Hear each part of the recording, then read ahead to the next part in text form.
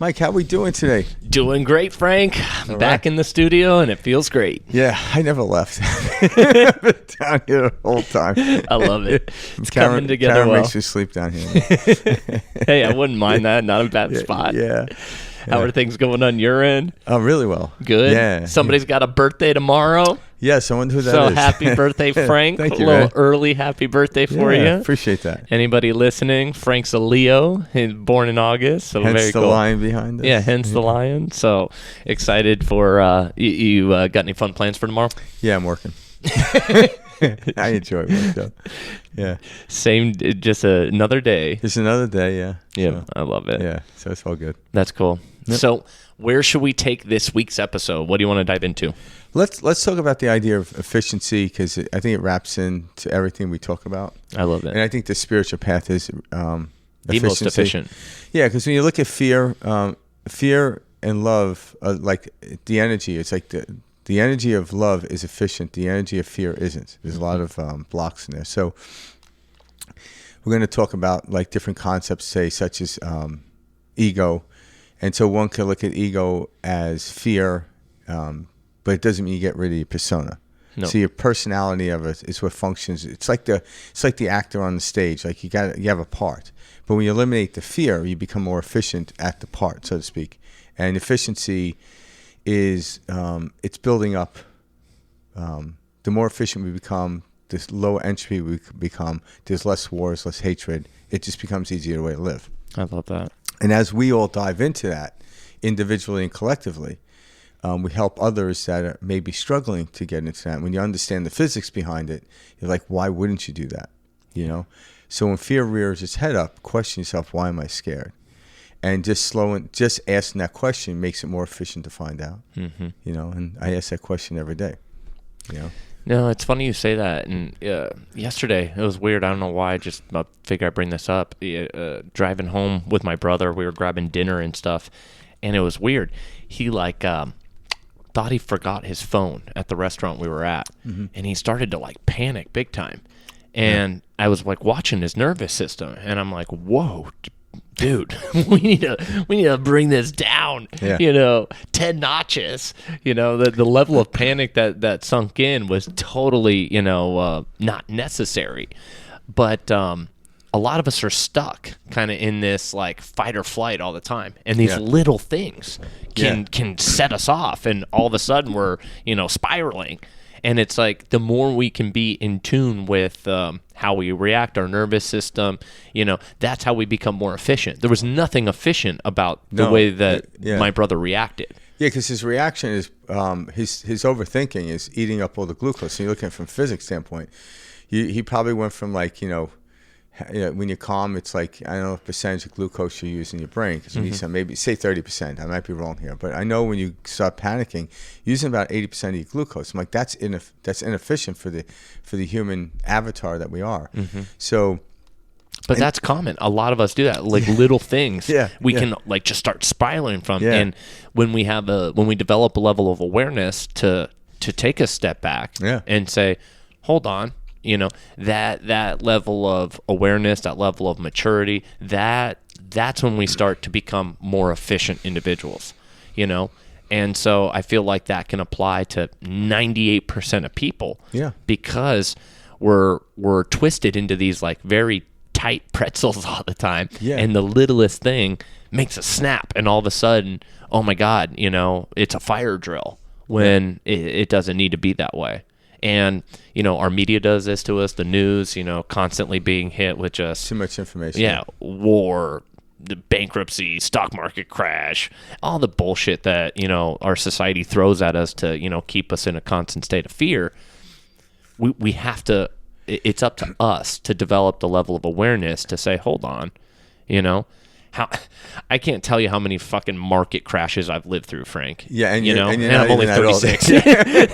But like I've lived through, how many market crashes, this, that, 9/11, COVID, all of that shit. 08. The 08 financial crash, and every time it's the end of the world. Yeah. But it never is. Yeah, the end of the world. It never is. And it never will be. And what's interesting is the more efficient we become, if you focus on that part, the less fear we have. So it's about letting go or becoming more efficient. So a lot of times people are like, how do I let go of fear? I'm like, become more efficient. They're like, what do you mean? Like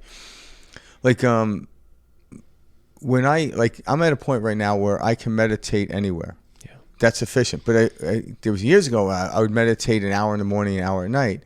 And that took up some time. Like, oh shit, I'm running late for work, so I'm gonna have to cut. So all of a sudden, me meditating and had to cut it down to 45 minutes. I'm like, it really wasn't that good of a meditation.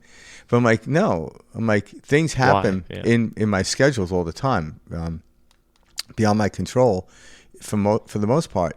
So I'm like, okay, how can I meditate all day long? So okay, say I set like a system up where I'm doing breath work to learn to control my nervous system, connect me to my vagus nerve, which puts me into a parasympathetic state. I could do it driving. Yeah, there's certain breath works I will not do when I'm driving, like the psychedelic types where I'm breathing in and out. But that's kind of like, that's the dessert to my breathing. I'll probably do that, and personally, it doesn't matter when you do it, but me, I'll do that like once a week on a day where there's nothing pulling at me. Yeah, I know exactly what you mean. I love that you used the word too, or you specifically said, what was it? You just, it just left me. What you, it's like when we relinquish control, we're always trying to control things. Yeah, exactly. Because like circumstances, a lot of times they're out of your control, but what's in my control is my nervous system. Thank you. Yeah. You said, that's it. You said, what's outside of our control. Yeah. So many of us react to things that are outside of our control. Mm-hmm. And if we look at it, from a calm, level head, from our awareness, we can analyze that situation and go, hey, this reaction does not serve me. It doesn't help. It doesn't resolve anything. It spikes all like the fight or flight in us. It's not a healthy thing. In fact, it spikes and it generates more of like those cancer-causing type of cells. The things we don't want. Yeah, because even in an immediate situation, if I overreact, what happens is then another situation comes about. Yeah. And another one comes about. I can't find my keys, so now I'm going to be late to work because I was worried about this unwanted bill I got. And then all of a sudden, now not only that, I'm late to work, and then I'm late to work. Now you're going to lose your job. Now, all these other things compile on there, and what happens is, it was the way I was trying to perceive the situation in front of me with with what we call high entropy, where it's chaotic and disorder. Like I can't see chaos, so I have to lower my frequency by breathing, calming down. All of a sudden, like it's not that big of a deal. So it's the state my nervous system is in when I'm looking out at a circumstance. So it's not the circumstance; it's how I feel. So the more we learn to, on the days that things are going really good, you start to do like breath work. Again, be efficient with it. Like if you've never done it before, give me 1 minute of breathing in and out a couple times a day. You can afford that, right? In and out the nose. Count like 1, 2, 3, 4, in, out, 2, 3, 4, out. There's a pause on each side, so that gives you 10 seconds. You do 6 of those. That's a minute. So you don't even need to set a timer or look at the clock. You could be doing this driving. And then play a game. So take it to the playground is what I like to say. I love it. Make this fun. Don't make this arduous. We don't need another thing to do. No, we have plenty of bullshit things to do. I don't want to add more stuff on your plate. What I want to do is I want you to have fun with this. Like you go into the playground, have fun with it. When you have fun with it, it changes the attitude. Because I could tell people, hey, breathe for 5 minutes a day, and they could be so damn regimented they don't realize their energy's it's not working. I'm like, are you kidding me? So it's the state in which we're looking at it, how we're looking at it.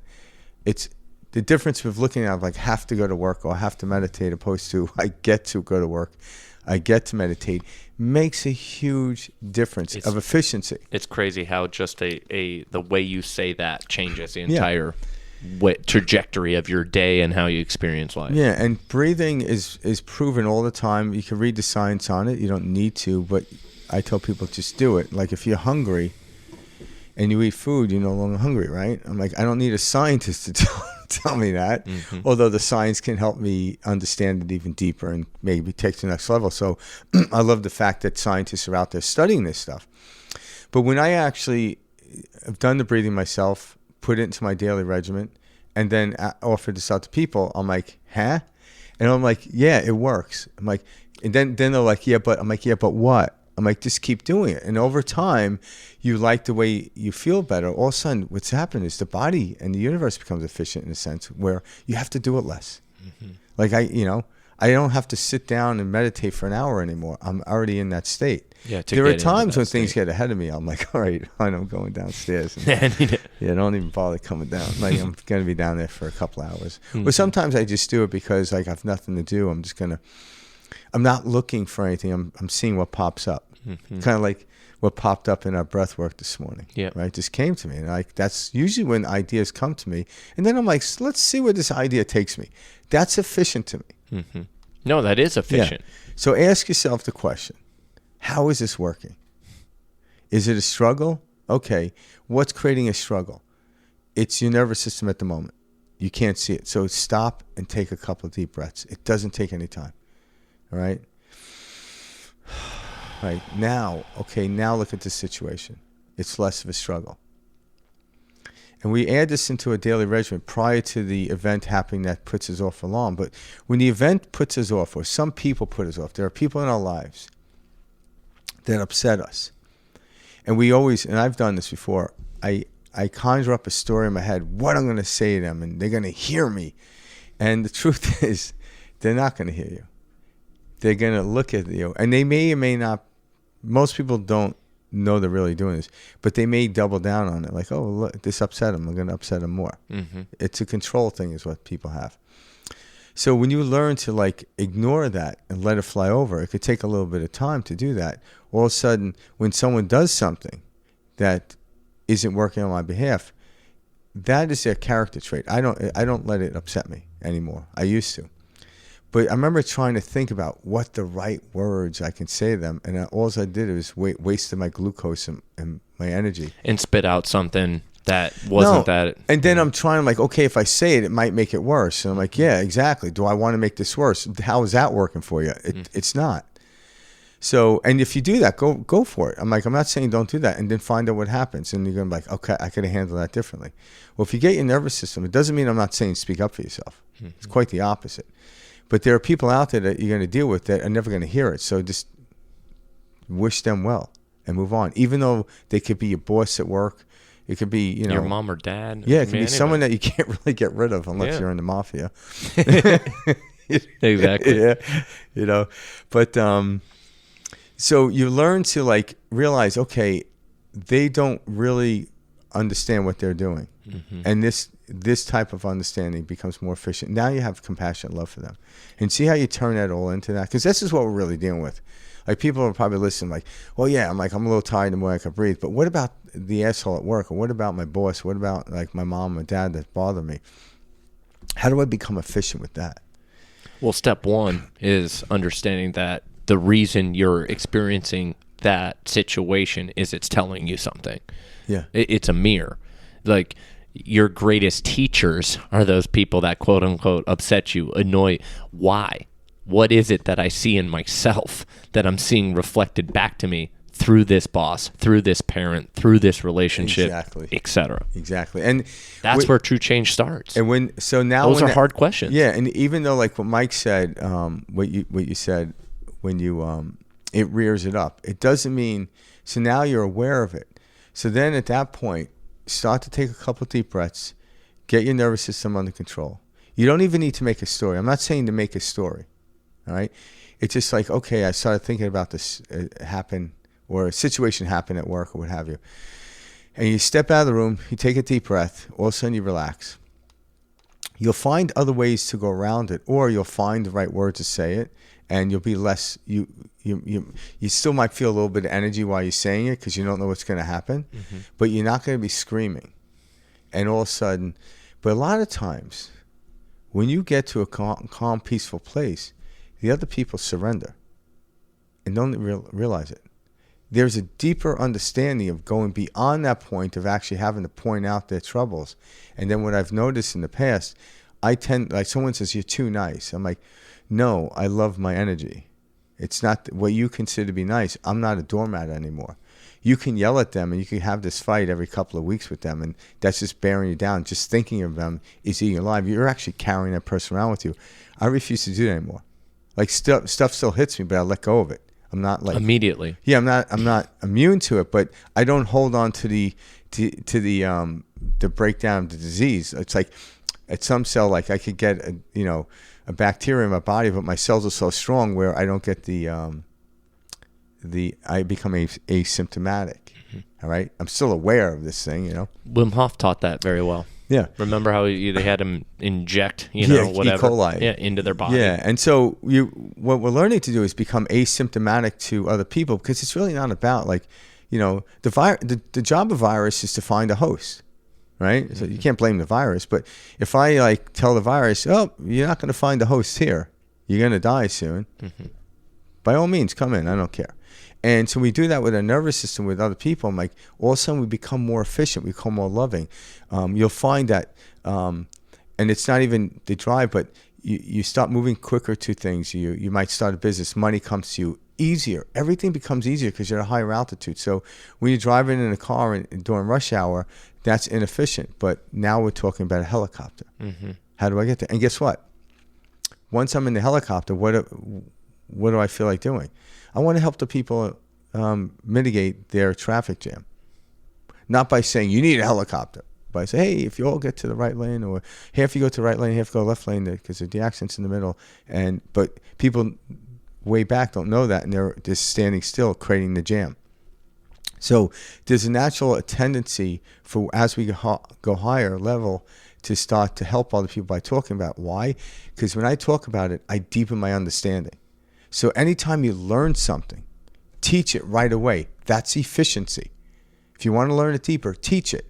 But I'm not ready. I'm like, yeah, if someone gave you a bit of information, then talk about it. You're going to know about it. Like, I could talk about the same thing. That's why we started Perspective Shift. Yeah, we've been talking about the same shit for 4 years. Exactly.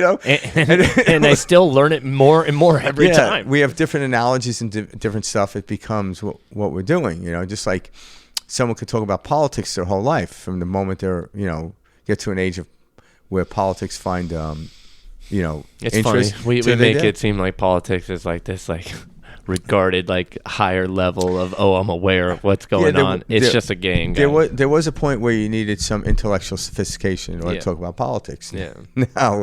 Now you realize, okay, and I'm not knocking these politics. guys are both right, both wrong. I'm not even knocking politics. It's a game. Yeah, but exactly. I'm not knocking it, but I'm just talking about.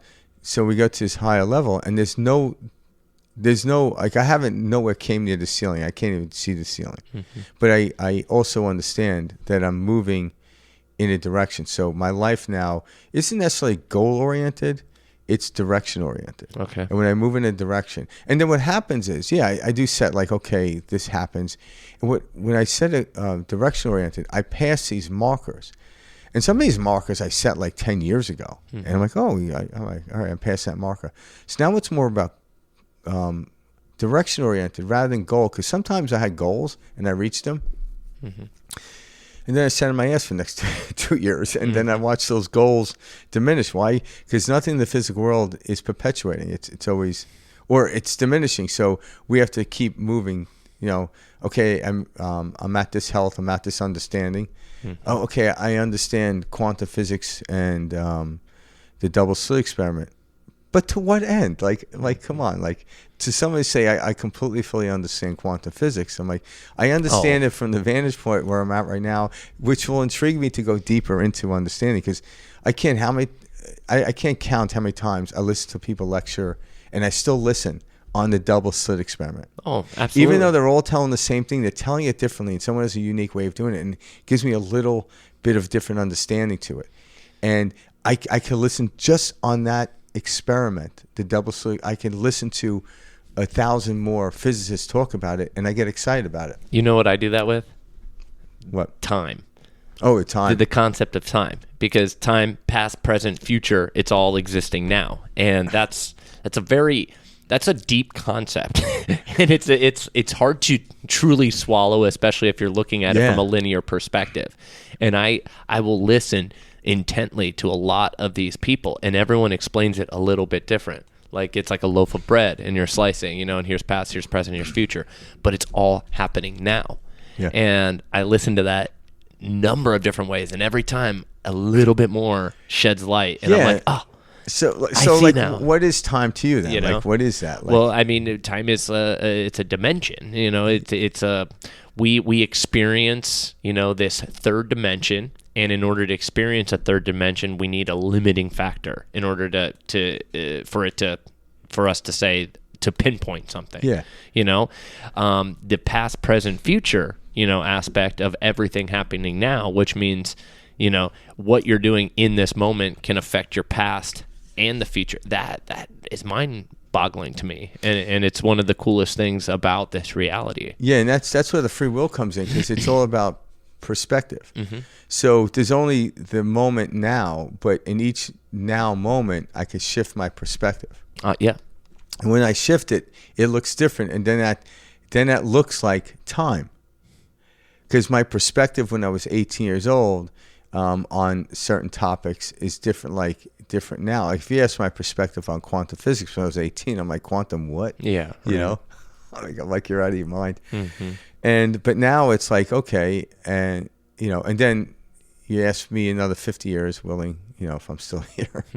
But it'll have a different perspective on it. But there's still this natural efficiency that I want to keep going. And the universe is designed this way. Physics is designed this way. Water is one of the most powerful elements, if not the most powerful element on the planet. Oh, we can't stop this river. Well, where does it move? It It's moves in always the flowing. path of least resistance. It always moves in the path of least resistance. You don't see water moving up the mountain. You see it moving down the mountain where the gravitation's pull. And it finds a groove. It doesn't create a new groove, although over time grooves will be created. It moves in the groove that's there because it's more efficient. That's where streams and lakes and rivers, how they were created. And they're all moving towards one thing. And it's back to the ocean, back to where they're from. So if you understand, we're always moving back to where we came from. This can help alleviate the understanding of worry, which is a form of fear. When you let go of fear, you let go of your ego, you still have your persona who's going to experience this, but now you're into the state of love and what we call low entropy, and things are more ordered. So that's why we love order. We like to simplify things. I tell people, like, when you go to do something, do this one thing today, and then tomorrow do this one thing. If you take, you know, what's the Tao Te Ching, you know, 1,000-mile journey begins with one step. Yep. So, but like if you stopped and didn't put the one step in there, it'd be overwhelming. So one step is the one thing, and you keep moving. All of a sudden, 1,000 miles is yours to gain. But it was easy. What fears people is the difficulty of life. Why? Because you're thinking about something but not acting on it. There's nothing to think about. Just do it. Yeah, but I'm like, just breathe. Just give me one inhale and one outhale. Because now you're doing it consciously. Because everyone breathes. But it's the conscious effort I'm talking about. That's efficiency. When I consciously eat, when I consciously sleep, my sleep is better. You know, when I fall asleep worrying, I wake up tired. But when I know my brain is going quickly, I'm like, okay, let me breathe, get my vagus nerve activated, calm it down. Next thing I wake up in the morning, I'm great. And I realize that was just a fucking story I got caught up in. And I have fun with it. And I know this because, like, efficient, like, it makes no, like, worry on its face, fear on its face makes no sense. Like when you really look at it and you really dive into it. And I've heard people talk about, you know, journaling, like, you think something's going to happen and then what actually happened, and it rarely is it, you know, worst case scenario, like where our minds go and take it. And so, like, I took that and I looked at it from, like, a data standpoint. I'm like, okay, that makes a lot of sense. 98% of the time, things are not the worst case scenario like I'm always imagining.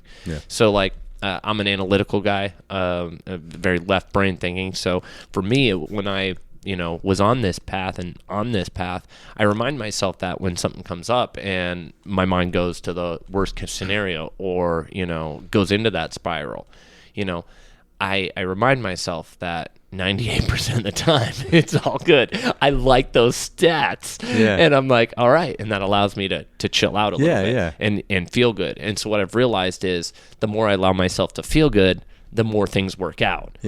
And so now I'm not, before I was like, oh, I haven't earned the right to feel good. I can't relax in this. And that was holding me back. That's where a lot of people are, which are like, I don't know if it's going to work out, so I can't allow myself to feel it. Or some people are like, I have never felt, it's been so long since I felt good. I don't even remember what that relaxed, untense, out of fight or flight state feels like.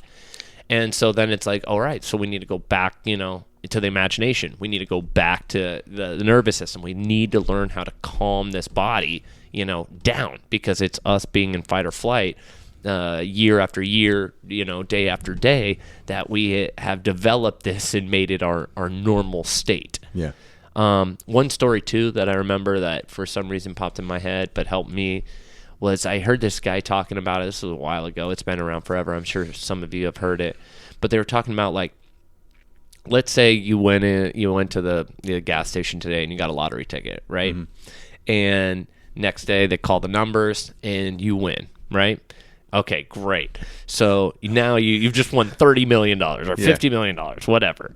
So you go down to, the lottery place and they say, all right, we're going to process this. It's going to take 30 days for the money to, get to your account.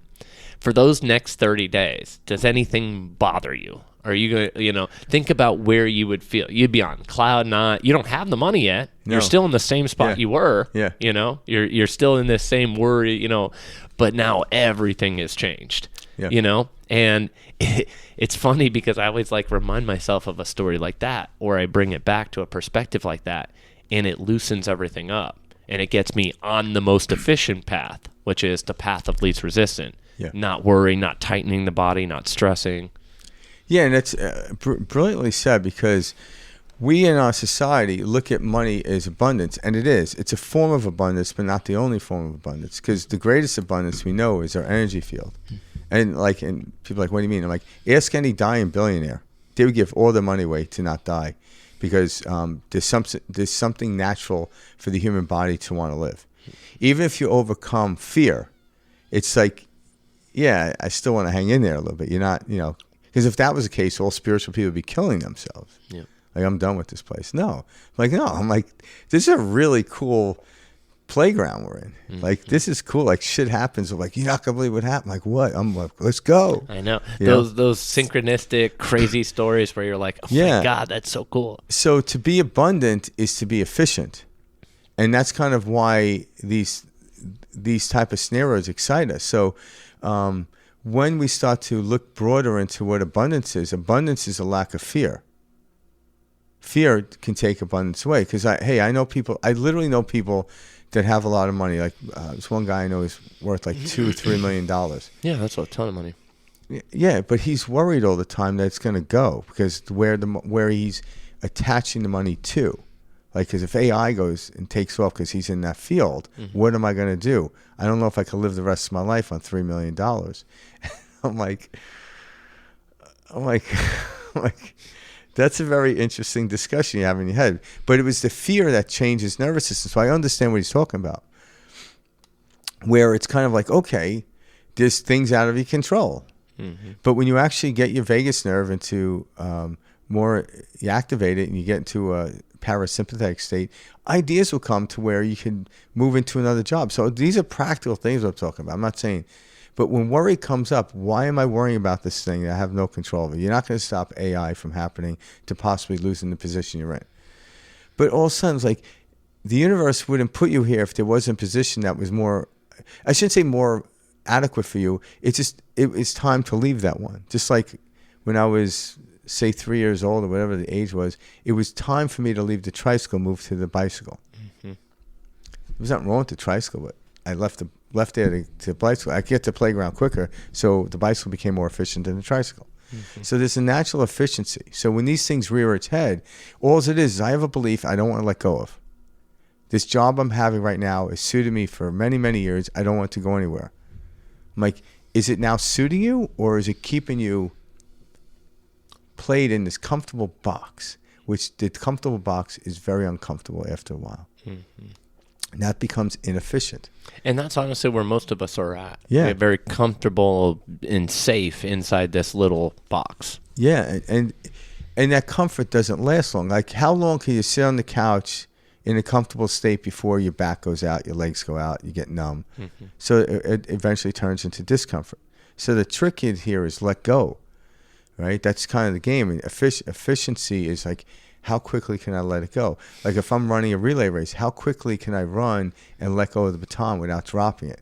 Yeah, that's the game, baby. And that's the fun part. Even if you drop it, no big deal. You learn. And it never ends. So when we start to learn this idea of efficiency, it's what belief am I holding on to that's no longer serving me? Let it go. And the reason being is when I look at beliefs as modalities, a belief will get you somewhere. But once you're there, you don't need the belief. Like I'll take an Uber to a restaurant, and the Uber will be representative of a belief, a modality to get me to a restaurant. But if I don't get out of the car, unless I go to McDonald's or something that's drive-through, I'm not eating. I'm not experiencing. And that's how religion is. There's nothing wrong with religion. Religion is a modality to get you to spirituality. Spirituality doesn't need religion. Religion needs spirituality. All right? So, and there's nothing wrong with it. But once you get to that place, you must let go of it because you can't get, into the kingdom of heaven, as they say. It's easy to go through a camel to go through the eye of a needle than a man with all his wealth carried around. You can't move through that. You have to let it go. It got you here. There was nothing wrong with it. The belief was good, but now let it go. And the higher we go, the more efficient we go from belief into knowing and then head into the unknowing. But what I know is it's all going to lay out. So now we can actually diminish the understanding of belief because belief then can be inefficient. So when fear comes up, what belief do I have that's creating this inefficiency? That's the question.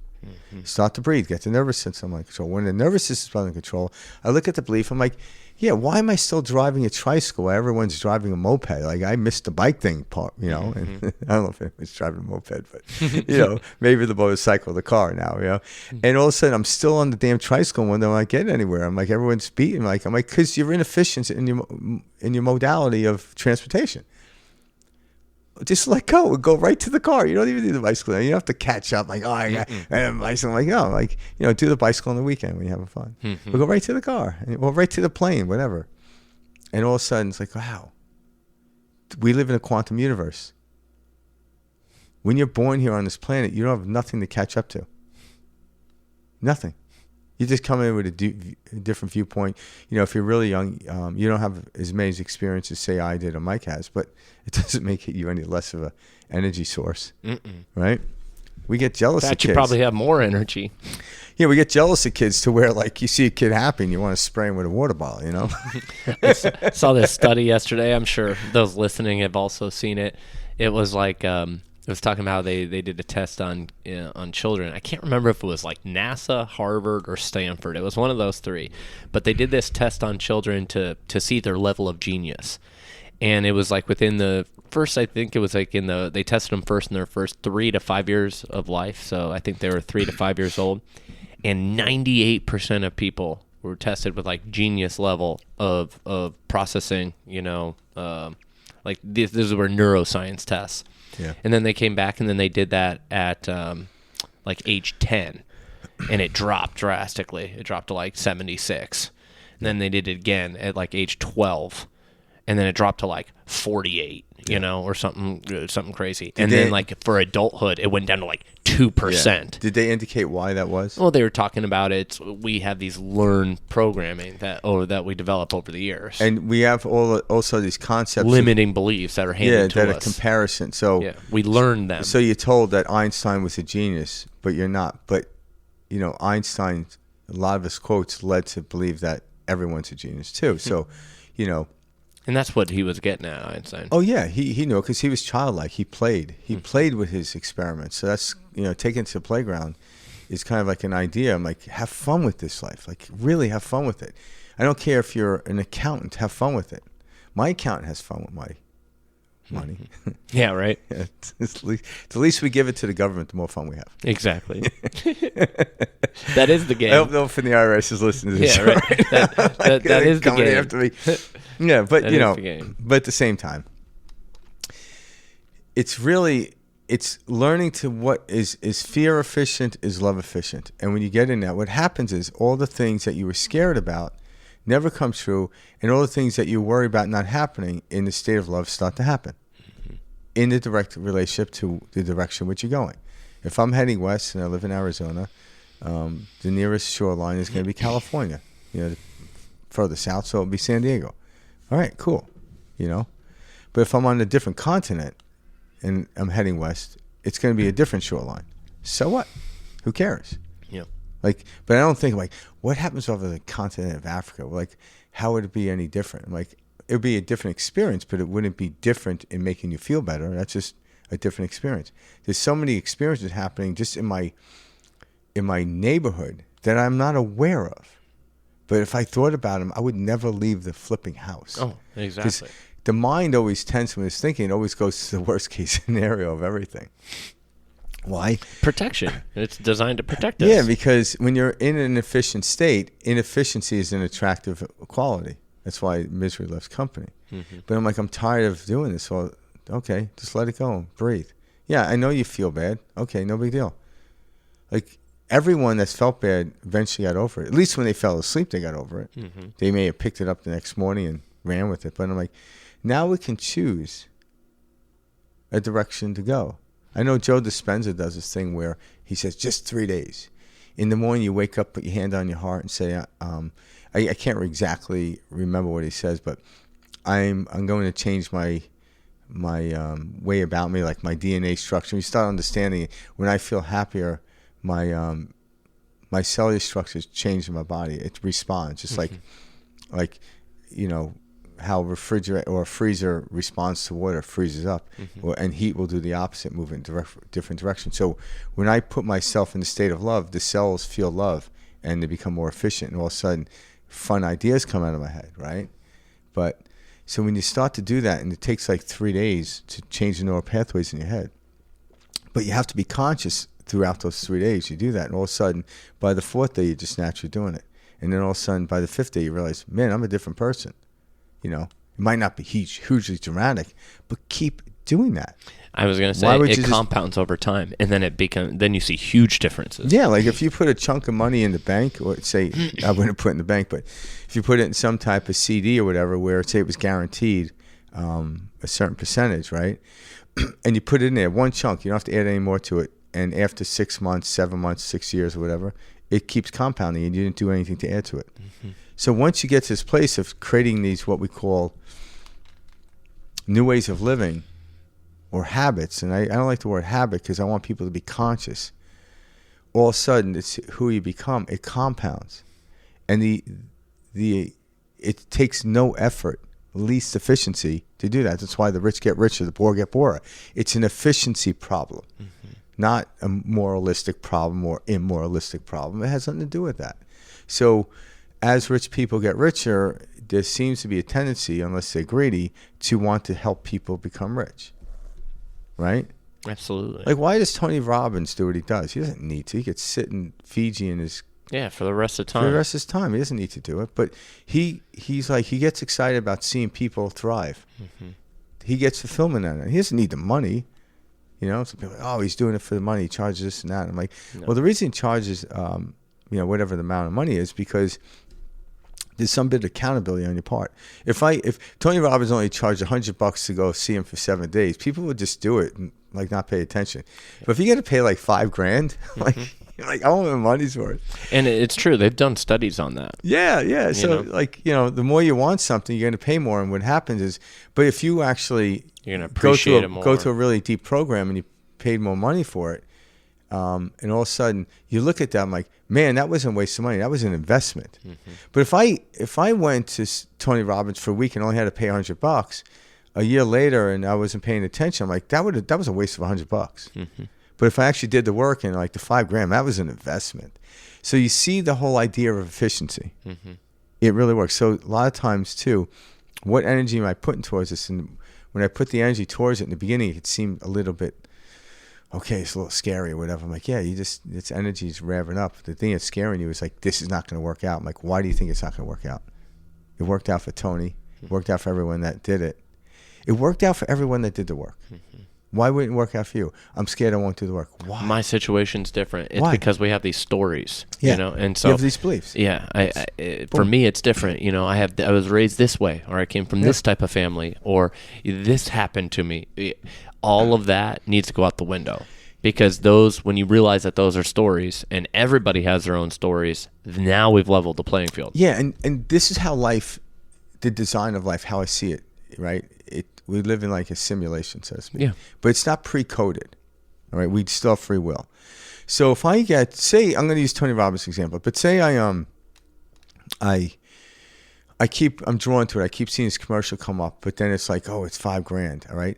Well, that's the universe saying, why is $5,000? Like, if you want to be a millionaire, $5,000 is not a lot. But I'm like, I don't have it now. Well, the reason you don't have it now is because you're deeming it to be a lot. Mm-hmm.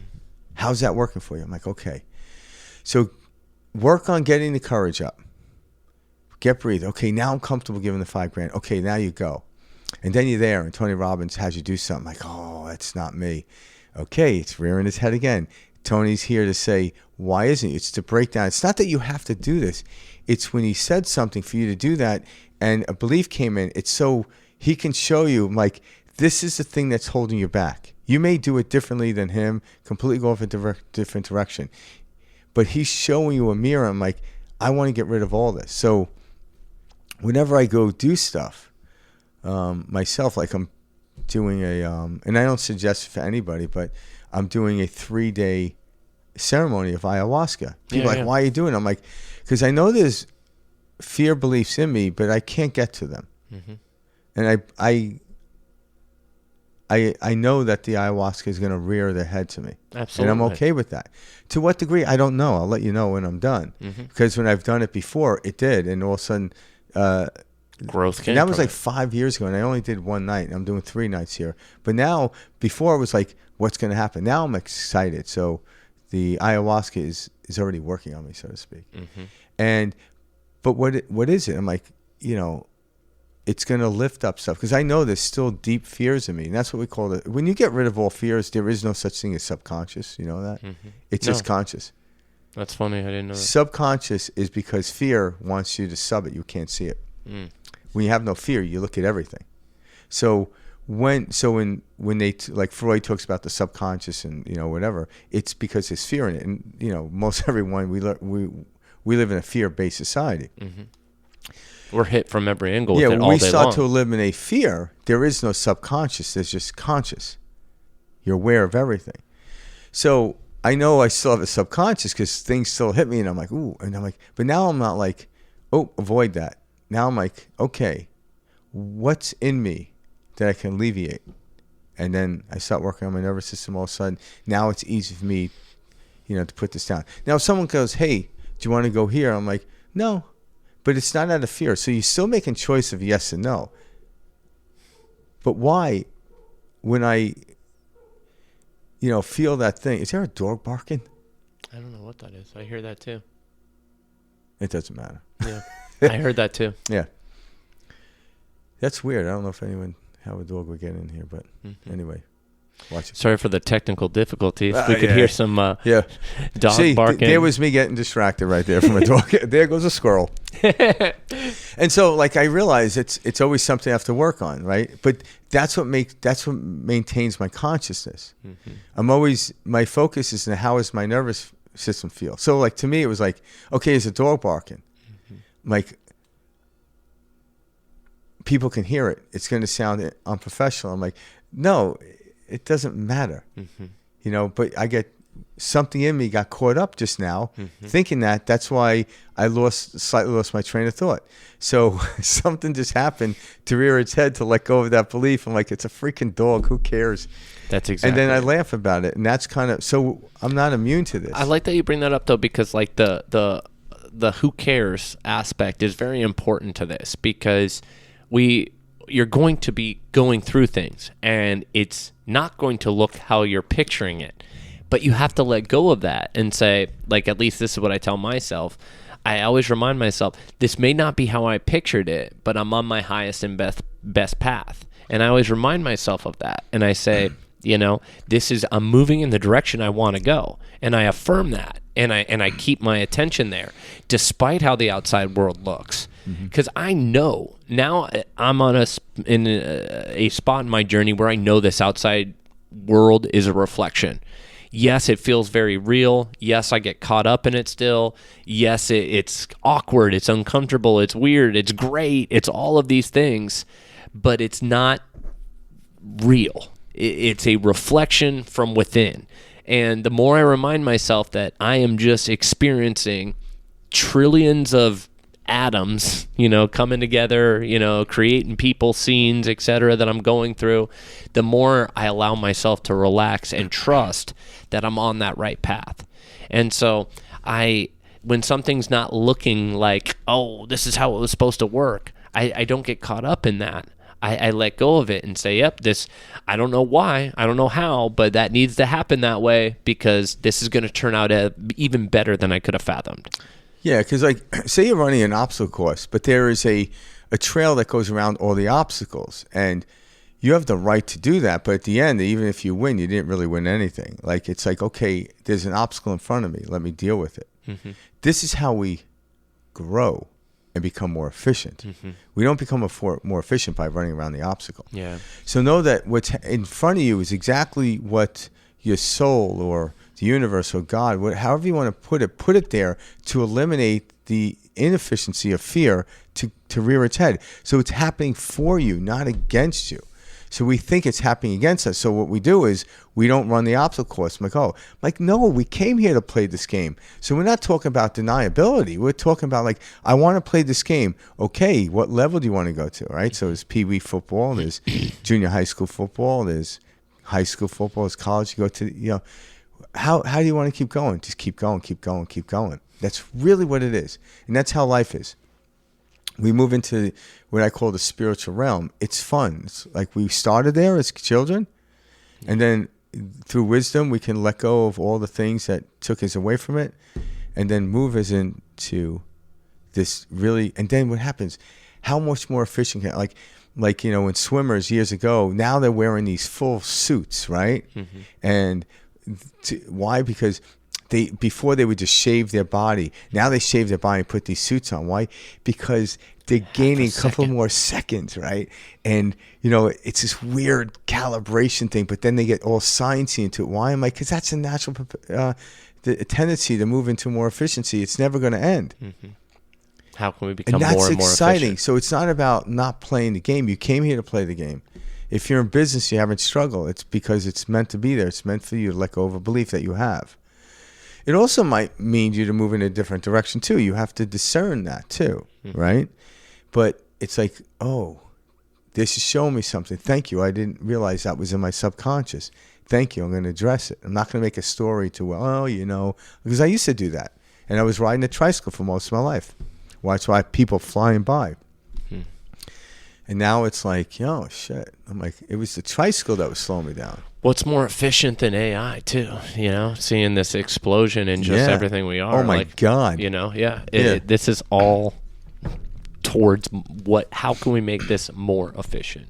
Yeah, and that's really what it is. Which I think is kind of a cool, thing to witness. And then, kind of part of, we're going to show a video today. Yeah, I'm excited for it. And this story is efficiency in its right, and you'll know what I'm talking about, and we'll discuss it slightly afterwards. But I'm gonna pull it up because This is a perfect one of my time favorite for people. It. Yeah, this is Ram Dass, right? Yeah, this is Ram Dass. I love this guy. We love Ram Dass. He tells a great story. He does. And then afterwards, we'll discuss what we're talking about. All right, let's play the clip. Here you go. Enjoy. And this is a story told to me by a friend of mine who's an Aikido master.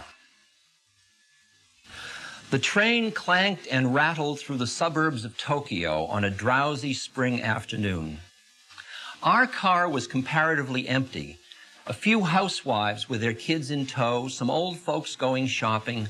I gazed absently at the drab houses and dusty hedgerows. At one station, the doors opened, and suddenly the afternoon quiet was shattered by a man bellowing violent, incomprehensible curses. The man staggered into our car. He wore laborer's clothing, and he was big, drunk, and dirty. Screaming, he swung at a woman holding a baby. The blow sent her spinning into the laps of an elderly couple. It was a miracle that the baby was unharmed. Terrified, the couple jumped up and scrambled towards the other end of the car. The laborer aimed a kick at the retreating back of the old woman, but missed as she scuttled to safety. This so enraged the drunk that he grabbed the metal pole in the center of the car and tried to wrench it out of its stanchion. I could see that one of his hands was cut and bleeding. The train lurched ahead, the passengers frozen with fear. I stood up. I was young then, some 20 years ago, and in pretty good shape. I had been putting in a solid 8 hours of Aikido training nearly every day for the past 3 years. I liked to throw and grapple. I thought I was tough. The trouble was my martial skill was untested in actual combat. As students of Aikido, we were not allowed to fight. Aikido, my teacher had said again and again, is the art of reconciliation. Whoever has the mind to fight has broken his connection with the universe. If you try to dominate people, you're already defeated. We study how to resolve conflict, not how to start it. I listened to his words. I tried hard. I even went so far as to cross the street to avoid the chimpira, the pinball punks who lounged around the train stations. My forbearance exalted me. I felt both tough and holy. In my heart, however, I wanted an absolutely legitimate opportunity whereby I might save the innocent by destroying the guilty. This is it, I said to myself as I got to my feet. People are in danger. If I don't do something fast, somebody will probably get hurt.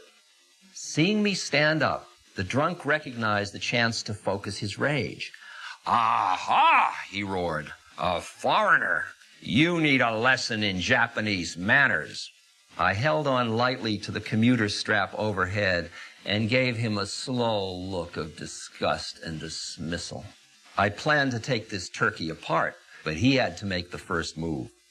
I wanted him mad, so I pursed my lips and blew him an insolent kiss. "All right," he hollered. "You're gonna get a lesson." He gathered himself for a rush at me.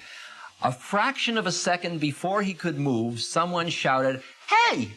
It was ear-splitting. I remember the strangely joyous, lilting quality of it, as though you and a friend had been searching diligently for something, and he had suddenly stumbled upon it. "Hey!" I wheeled to my left, the drunk spun to his right. We both stared down at a little old Japanese man. He must have been well into his 70s.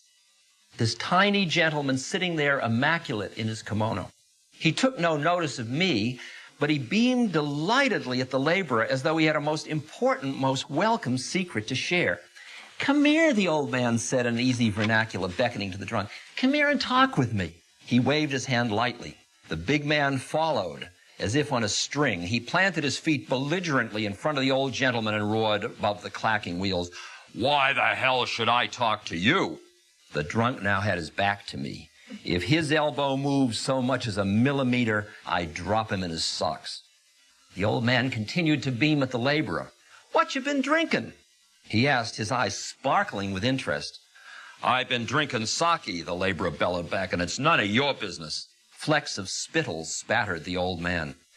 "Oh, that's wonderful," the old man said. "Absolutely wonderful. You see, I love sake too. Every night, me and my wife, she's 76, you know, we warm up a little bottle of sake and we take it out into the garden and we sit on an old wooden bench. We watch the sun go down and we look to see how our persimmon tree is doing. You know, my great-grandfather planted that persimmon tree. We worry about it after those ice storms we had last winter. Our tree has done better than we expected, especially when you consider the poor quality of the soil. It's gratifying to watch it. We take our sake out even in the rain." He looked up at the laborer, his eyes twinkling.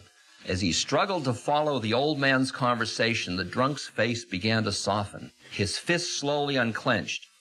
"Yeah," he said, "I love persimmons too." His voice trailed off.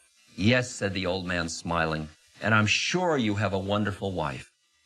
"No," replied the laborer. "My wife died." Very gently, swaying with the motion of the train, the big man began to sob. "I don't got no wife. I don't got no job. I don't got no home. I'm so ashamed of myself. Tears rolled down his cheeks. A spasm of despair rippled through his body. Now it was my turn, standing there in my well-scrubbed youthful innocence, my make this world safe for democracy righteousness. I suddenly felt dirtier than he was. Then the train arrived at my stop. As the doors opened, I heard the old man cluck sympathetically. My, he said, that is a difficult predicament. Sit down here and tell me about it. I turned my head for one last look. The laborer was sprawled on the seat, his head in the old man's lap. The old man was softly stroking the filthy, matted hair. As the train pulled away, I sat down on a bench.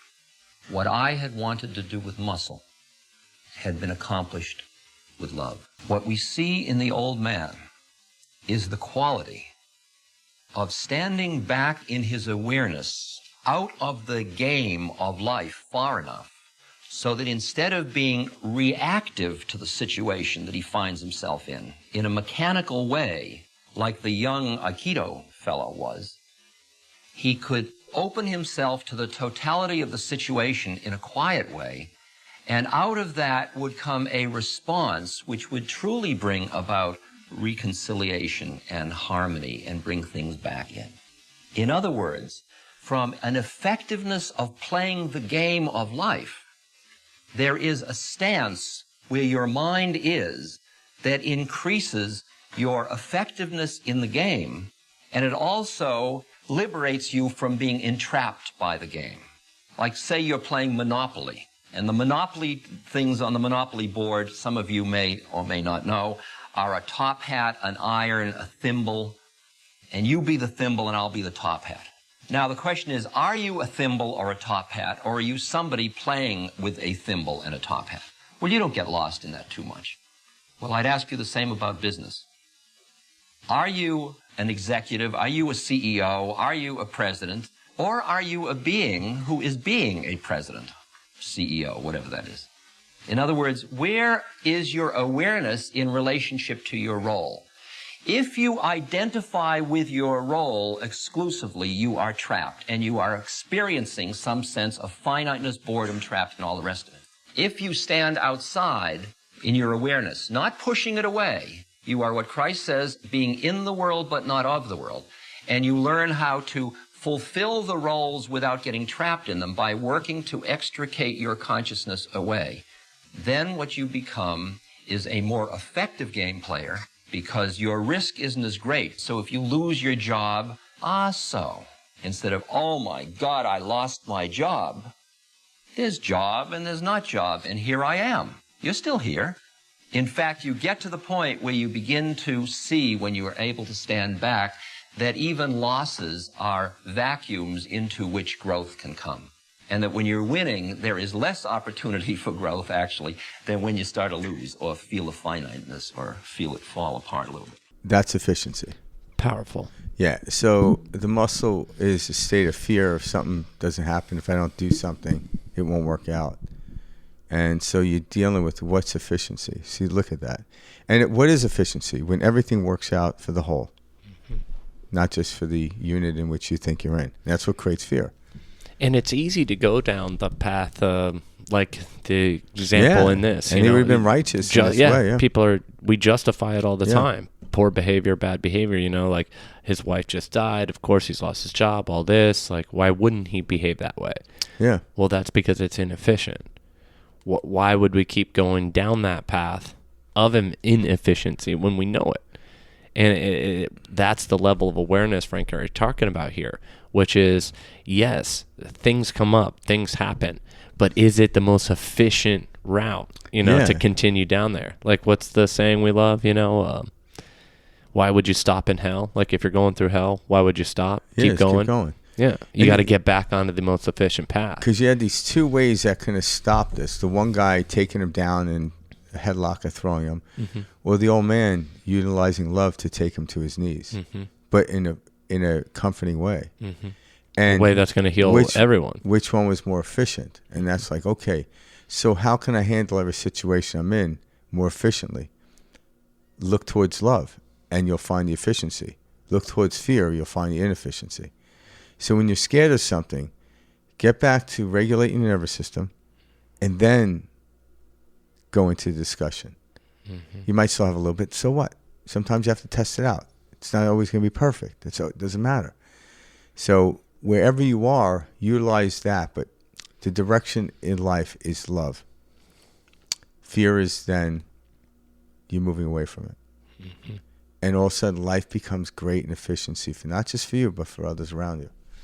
And you'll see this. You'll see this in opportunities. You'll see this, with work, finances, investments, love, relationships. Everything. Yeah. The moment you start, to be more efficient, things start to work out in your favor. Yeah, when your nervous system is running well, everyone knows what it feels like to feel good. And if we stop tying circumstantial stuff outside of us to whether this happens, I feel good, this happens, I don't, because that's a 50-50 life, because you can't control what's outside of you, but I control how I respond to it. And when you start to control that, all of a sudden, like this old man, he didn't get upset. He got curious. Mm-hmm. What are you drinking? And all of a sudden, his curiosity, because of love, and he cared about this person, changed the whole dynamic of the story and became more efficient. Yeah. And, this is a master in this story. So who are we in that story? Yeah. What direction do I want to go? What story do I want to tell? Move towards it, Yeah. Even if you're nowhere near it, just move towards it. As long as you're moving in the direction where you want to go, you're there. You're always, I just choose west as an example, but if you're moving west, you're west. Mm-hmm. Is there more west? Yeah, we live on a round planet, for the love of God. It never ends. If you're moving towards efficiency, be efficient. Yeah. Be in the state of love. Yeah, move towards love.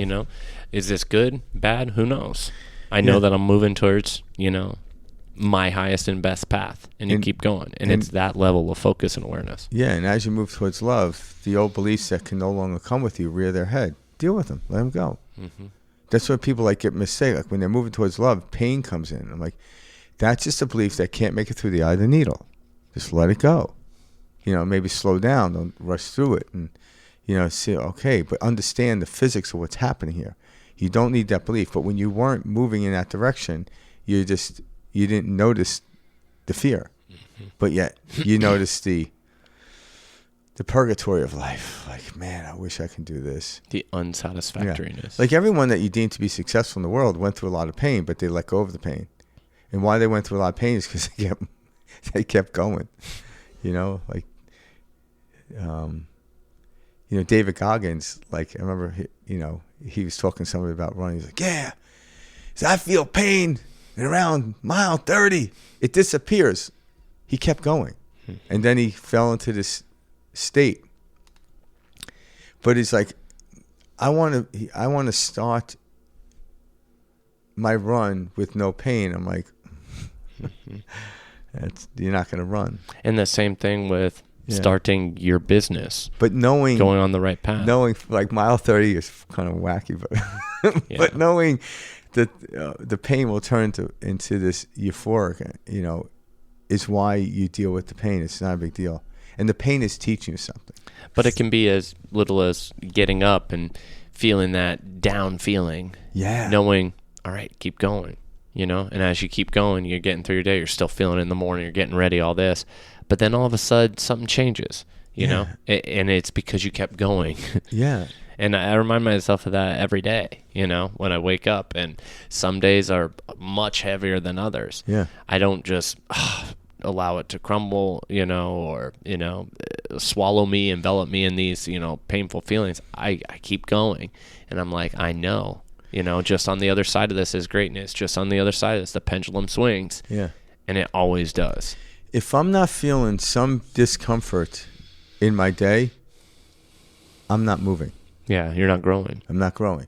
So discomfort actually is showing, but I understand the physics behind it. Just like in order to get beyond this point, like a skateboarder on a pipe, or like a half pipe, yep. The going down generates a feeling of the stomach coming up the throat. But when I embrace it and I fully know what's going to happen, I'm not scared of it. But you still feel the energy, mm-hmm.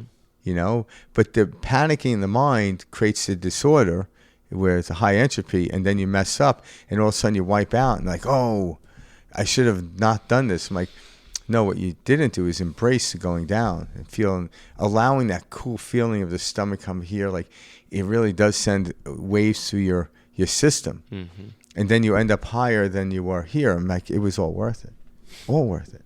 But when you understand the process, you're going to keep pushing through, get a higher pipe, a higher, bigger wave, bigger business, whatever. Greater challenge. However you look at it, greater challenge. Keep moving. And that's the fun of it. And all of a sudden you realize, I've been moving towards love all this time. As I move towards love, it's going to force me to let go of the unwanted beliefs. That's the pain you feel. But if you learn to let go of them, it's no longer painful. It might be a slight uncomfortable. Okay, let me get rid of this belief. I throw it in my backpack. Oh, that's lighter. I'm like, oh, it's good. And I'm like, now you think you're done. I'm like, nope. Eventually you have to get rid of the backpack. But hey, do it one step at a time, at your own pace, but keep moving in that direction, and you will meet the 1,000 miles in which Lao Tzu talked about. One thing too that I would throw out there that's been very helpful to me is ask yourself, what if everything worked out? It's as simple as that. What if this all worked out? Not the opposite that you've been taught to do and the way you've been taught to think and, worst case scenario. But what if this all worked out? What if this all worked in my favor? What if this turned out great? That allows me to kind of keep going. Yep. Even through like what seems like could never work out. And you'll be surprised the way that the universe conspires on your behalf to, manifest, that great situation. Yep. Or watch how beautiful that situation turned out that at one point was very scary, but you kept going. Yeah, say you head in a direction in your car and, say for us in Arizona, we head west on I-8. It hit San Diego, and I know it because I've been there plenty of times by car, and I've about 5.5 hours to make it to my destination. But if I'm driving and somewhere along the line I get a flat tire, it's not the universe saying not go. Mm-hmm. It's learning to deal with whatever. It's the universe saying, okay, let's see, I can deal with it. Now, the next time I go out after having a flat tire, I'm going to check my tires. Mm-hmm. There's efficiency there. This is basic stuff. All right? And you can read into whatever you want, but we're talking about efficiency today because there can be other information signs coming in from just that you getting a flat tire as well. It can be, but let's get the efficiency part down, and then you could start to read into, okay, maybe it slowed you down for this part, and maybe it slowed you down for that part. But the frustration isn't efficient. When you're calm, you fix the tire, you move on. When you're inefficient, you end up sitting there wasting time, getting upset. Now you get to San Diego. You're sitting on the beach. I'm like, how's it going? I'm like, oh, fuck, I got a flat tire on the way over here. Now you're like kicking sand. You're fucking miserable. And you're sitting on the beach. Yeah, it's like, son of a bitch. I'm not doing this again next year. Just, tires and shit, And tires. Yeah. So you still talk about the tire that happened 2 days ago on the freeway. And that's not efficient. No. It's not efficient. We as human beings are strong enough to deal with this shit. Absolutely. We are more powerful than we anticipate. Life becomes more beautiful as it becomes more efficient. You're in the flow state more. Yeah, like there are limitations what the physical body can do. But the thing is, we're nowhere near those limitations to even have to stop. Mm-hmm. Just keep going. Like, we're so far from meeting our limitations that you don't have to worry about your limitation. Like, there's so much we can do right now. It's unreal. But just do it one step at a time, one breath at a time, one kind of actness at a time, and watch your life literally change before your eyes. The greatest thing for someone losing weight is the first pound they lose. Mm-hmm. It literally is the first pound. Oh my God, I lost a pound. Yeah. That's great. Keep going. It means you're heading in the right direction. Yep. Right? Because if they gain 1 pound, it would have put them into freaking like lunatics, So the first pound, it's not the 30th pound, it's the first pound that's the most important. Why? It shows you keep doing what you're doing. Mm-hmm. Keep loving, keep moving in that direction. And let us know here on Perspective Shift how your life is doing. Yeah. And know this, you're feeding into the collective consciousness to people that might not be aware of this. Like, obviously, if you see or listen to this show or other ones like it, you're already there. We seem to want more information for more efficiency, but you don't really need it. Now it's like I listen to stuff all the time, but I listen to it from different perspectives, which gives me more efficiency. Like, I'm understanding it even at deeper level. How deep can I understand it? I don't know. I really don't know, but I'm going to see. We'll find out. I'll find out. Yeah. Thank you guys for tuning into this week's episode. Like Frank mentioned, write into us. We'd love hearing. Give us your stories of efficiency. How are things going? Are you seeing improvements in your life? We do also want to thank everybody that's been writing in. We've been getting a ton of mail lately, and it's great. It's beautiful interacting with you guys, exchanging with you, having some of you on the show to share your experiences. That's great. So all around, we appreciate this community, what's growing, what we're seeing happening out there. And if you like what you hear, please like, subscribe, follow us. We'll be back every Monday. You guys will hear from us. You'll see our episodes coming on.